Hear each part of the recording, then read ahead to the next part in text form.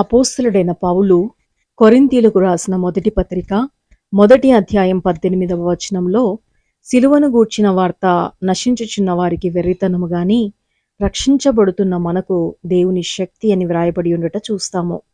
చదువుకున్న ఈ వాక్యాన్ని బట్టి ఈరోజు దైవిక స్ఫూర్తిని ధ్యానించుకుందాము.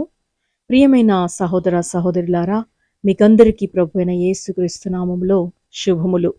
రోగ లక్షణాలను బట్టి రోగం యొక్క తీవ్రత ఎంత అనేది మనకు తెలుస్తుంది. రోగం బాగా ముదిరి మందులు పనిచేయకపోతే దేవుని మీద భారం వేయడం తప్ప ఏమీ చేయలేం మనం.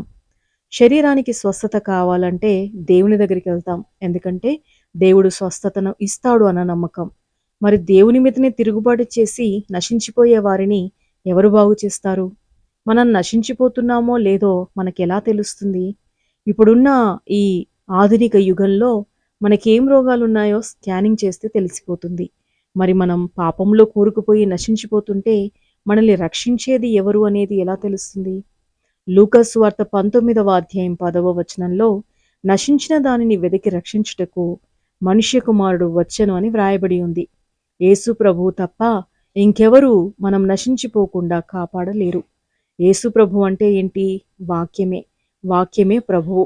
మనలో ఉన్న పాపమనే రోగము ఏ స్థాయిలో ఉందో తెలుసుకోవాలి అంటే వాక్యము ద్వారా మనల్ని మనం పరీక్షించుకోవాలి.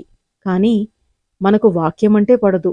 రోజంతా సెల్ ఫోన్లో వాట్సప్, ఫేస్బుక్, ఇన్స్టాగ్రాము, యూట్యూబ్ ఇలాంటివన్నీ చూస్తూ ఉన్నా వందల సార్లు వేల సార్లు అవి చూసినా అసలే బోర్ కొట్టదు. కానీ వాక్యం చదవాలంటే మాత్రం ఎక్కడ లేని చిరాకు.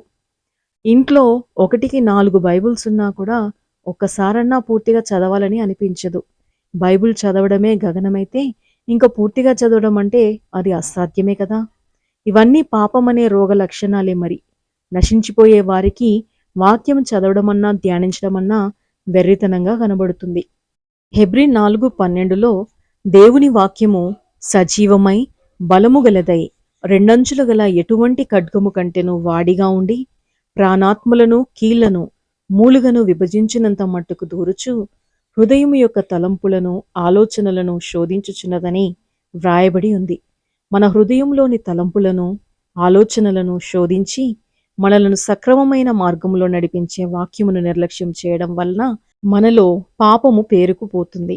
క్రమం తప్పకుండా వాక్యాన్ని చదువుతూ ధ్యానిస్తూ ఉంటే అది మన తలంపులలోనికి ఆలోచనలోనికి మాత్రమే కాకుండా శరీరంలో ప్రవేశించి ఎముకలలో ఉండే మూలుగలోకి కూడా వెళ్ళి రక్తంలో కూడా కలిసిపోతుందని వాక్యం సెలవిస్తుంది. అపోస్తలుడైన పౌలును విషసర్పం కరిచినప్పుడు ఆ విషము ఆయనను ఏమీ చేయలేకపోవడానికి కారణం అతనిలో ప్రవహిస్తున్న వాక్యమే. బైబిలు చదవాలన్నా, వాక్యమును ధ్యానించాలన్నా, దేవుని పని చేయాలన్నా మీ హృదయం ఎలా స్పందిస్తుంది అన్న దాన్ని బట్టి మనలో ఉన్న పాప రోగము ఏ స్థాయిలో ఉందో మనం తెలుసుకోవచ్చు.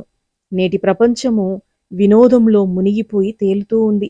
చేతిలో మొబైల్ లేకపోతే చావడమే మంచిది అన్నంతగా సెల్ ఫోను ఒక వ్యసనంగా మారిపోయింది. ఇలాంటి పరిస్థితుల్లో దేవుని వాక్యానికి మనం ఇచ్చే ప్రాధాన్యత ఎంత అన్న దాన్ని బట్టి మనలో పాపరోగము ఎంత ముదిరిపోయిందో మనం నిర్ధారించుకోవచ్చు. మనం నశించిపోకుండా రక్షింపబడాలంటే దేవుని శక్తి అయిన వాక్యాన్ని చదివి ధ్యానించి వాక్య ప్రకారము జీవించాలి.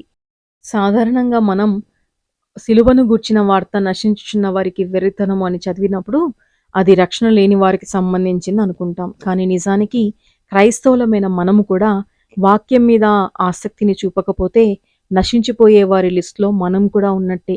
జాగ్రత్త ప్రియ నేస్తమా. సిలువను గూర్చిన వార్త నశించుచున్న వారికి వెర్రితనము కానీ రక్షింపబడుచున్న మనకు దేవుని శక్తి అని దేవుడు ఇక్కడ చెప్తున్నాడు. ప్రతిరోజు ఆ వాక్యాన్ని చదివి ఆ వాక్యంలో ఉన్న శక్తితో జీవంతో మనం నింపబడినప్పుడు మాత్రమే మనము రక్షణలో ఉన్నట్టు అర్థము. కాబట్టి నిర్లక్ష్యము చేయక దేవుని వాక్యాన్ని చదివి ధ్యానించి వాక్య ప్రకారం జీవించేందుకు సిద్ధపడదామా? ప్రార్థన.